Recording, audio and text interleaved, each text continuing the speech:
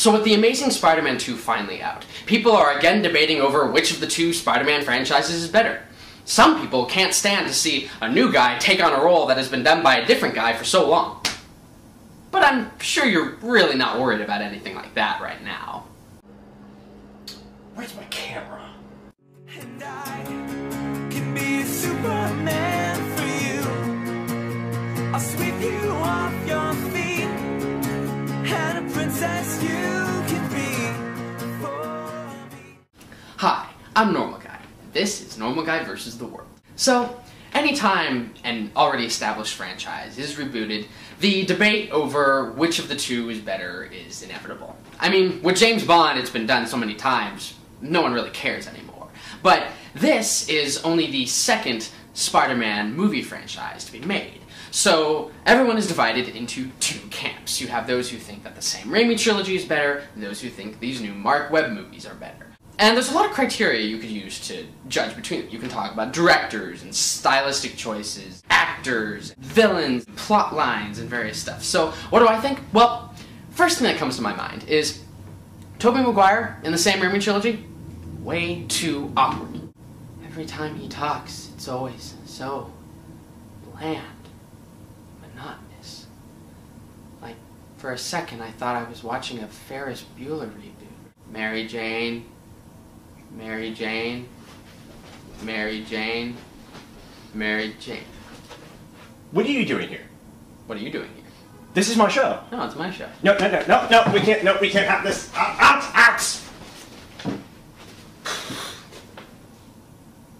What a nerd. Hi! As I was saying, anytime you try to compare two versions of a character or two franchises, you gotta be able to admit your own biases. I am biased in favor of the Raimi trilogy, partly because that's what I grew up with, and partly because it did such good things for fanboys when it came out. You may not remember being a nerd in the 90s. I do.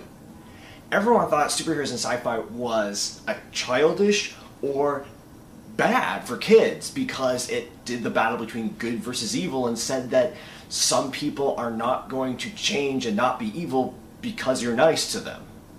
And, you know, we can't have kids know that. Spider-Man came out in 2002, changed all of that. Suddenly there were school parties for little kids of superheroes, and everyone thought that they were cool. So you gotta give the Raimi movies credit for that in any case, even if they turn out to not really be as good movies if you look at them objectively.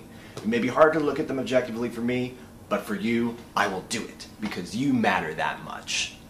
Both Sam Raimi and Mark Webb were trying to do the same thing. Both were trying to do what made Spider-Man popular in the first place. And Webb was trying to do it in a way that's different from how Sam Raimi did it, obviously. There are three things I'm going to focus on with these films: actor portrayal of Peter Parker, narrative, and director's vision. Both Tobey Maguire and Andrew Garfield do great portrayals of Peter Parker depending on what you're looking for. Tobey Maguire does the awkward, lovable loser. Andrew Garfield does the likable, rebel outsider. I'm of the opinion that the Tobey Maguire version works better because Andrew Garfield is just too cool to be an underdog we really want to root for. I mean, let's be honest, fellow nerds, Andrew Garfield's version would have been a guy getting all the girls we liked back in high school. People say that Tobey Maguire's version is outdated and not as relevant to today's audiences. However, they said that back in the 90s about that kind of portrayal of a character, and people like Michael Cera's version of Scott Pilgrim and all the roles he does, so I don't think so.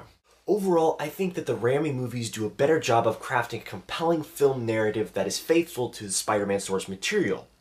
Not with everything, but with most things.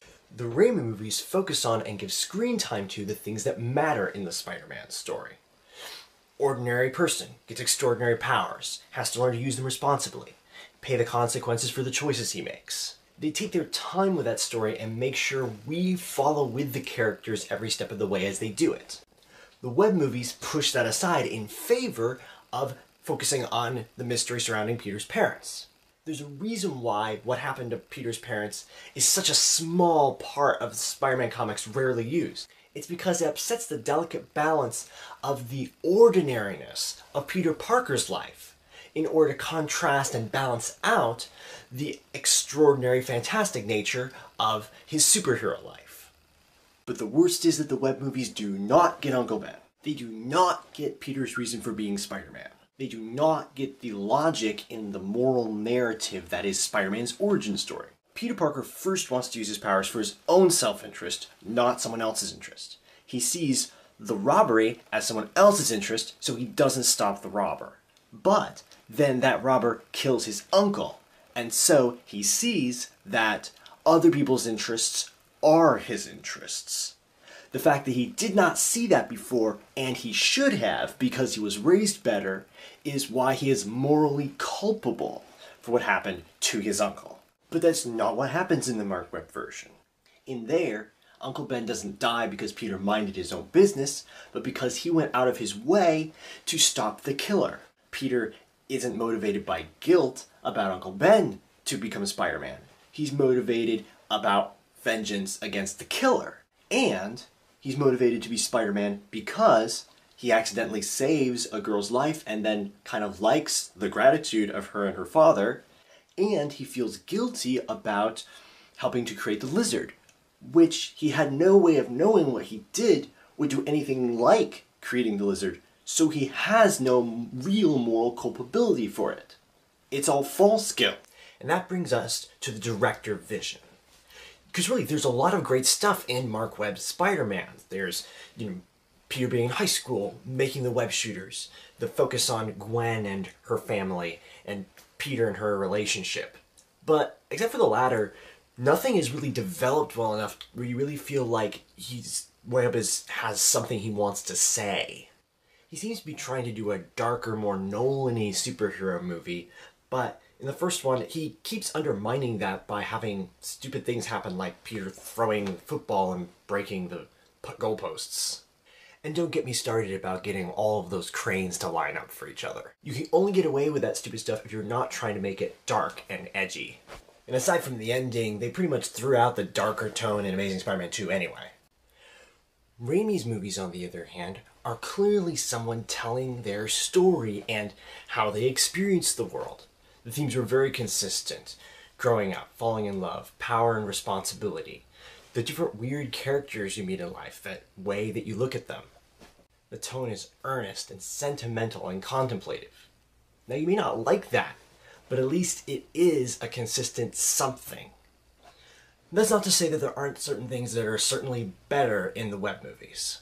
They do certainly a better job of setting up for future things, instead of just making it up as they go along in the Webb movies. Also, Spider-Man's trademark of sense of humor there. The chemistry between Andrew Garfield and Emma Stone are really good. I wouldn't say it's better than Tobey Maguire and Kirsten Dunst, but it certainly is a strong point to the series. And most importantly, Webb has not done Raimi's Spider-Man 3, although there's still time. But I think when taken together, the Raimi movies are more the great Spider-Man story we would want, which is why it launched the superhero genre in the first place. The thing is, the Raimi movies were movies made by Marvel believing in their characters, saying we have an important story to tell that people don't believe is there to tell because they haven't read the comics like we have. It was Marvel proving to the world that superheroes were stories worth telling. The Webb movies were there because, well, Sony had to make a Spider-Man movie before 2012 or they would run out of the rights to it and they would revert to Marvel. In the end, the reason that they don't really have a vision in Mark Webb's movies is because it was there for the sole purpose of making money. And as if to make my point, the first Spider-Man movie practically started the superhero genre, and Amazing Spider-Man 2 has gotten people talking about the end of the superhero genre. Not gonna happen, of course, but that's another video. So, that is my spider sense on the subject, and I am sticking to it. Thanks for watching. I'm Normal Guy. No, I'm Normal Guy. And this is Normal Guy versus the world. Okay, you stop. No, you stop. This has really gone on long enough. Okay, fine, stop it. No, you stop. Oh. Hey, thanks again for watching. If you like this show, be sure to subscribe to the Real Normal Guys channel. And if you disagreed with our analysis, be sure to leave a comment explaining why. I don't really sound like that. You kinda do. Why do you try to take over my show anyway? Isn't that the question of the day? Okay, now just stop that. Now why'd you try to throw me out? You wanted to be the normal guy. Now you have to pay the price.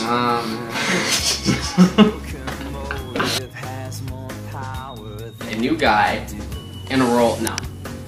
See, what was it again? Like some people can't stand to see a new guy taking on. That's what it was. Okay, yeah. This is like some people can't stand to see a new guy taking on the role or something like that. Yeah.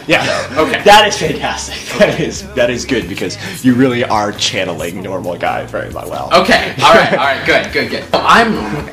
No, it's not. And this is normal guy versus the world. Shut up.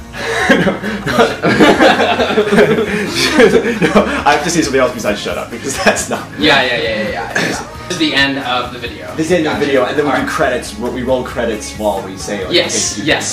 Okay. You know how that works. Yes. Is it on now? I think it's on. That would be hilarious. Yes, it is on. Yeah. Head's cut off. So. Oh, I know. That's not a good thing. Well, I mean, the top of the head was cut off. Yeah. Like not. Well, I mean, yeah. Just it's not been my mission to have my head cut off. Wait, you stop that. No, you stop that. No, you stop that. You stop. I don't know where we're going with that. We'll cut there. Okay. I don't know where we're going in life, so Nope, no one ever does. No. It's like that BuzzFeed list, like before and after college, and the last GIF, like comparing them, but the last GIF is the same one. I don't know where I'm going with my life. And if you disagreed with that, hold on a second. I was like really distracted by like fathoming how you can handle wearing socks like that, and I was looking down when you started. Don't put that in the outtake. Hey, what? Hey, I am poor and I am. Don't. No, I was. It's impressive. Thank you. Because I would be like, no, I can't do life. It takes a real normal guy in order to do life and have holy socks. True. Not just your average Joe. No. Right? Yes. No. Okay. Yeah. All right. Now I'm thinking about. All right. Get.